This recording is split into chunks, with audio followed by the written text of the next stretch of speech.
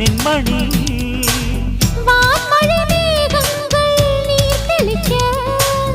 வாடிய தேகங்கள் சேர்ந்திருக்க வாலிபராகங்கள் நான் படிக்க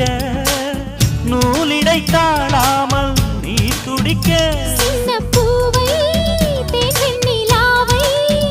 தொட்டு விளையாட ஆனந்தம் கூடாதோ பாண்டியனின் ராஜ்யத்தில் புயலால வேண்டி நின்ற பைங்கிளிக்கு புயலால கையில் தந்தே கல்யாண மாலை மையல் கொண்டே நான் இந்த வேளை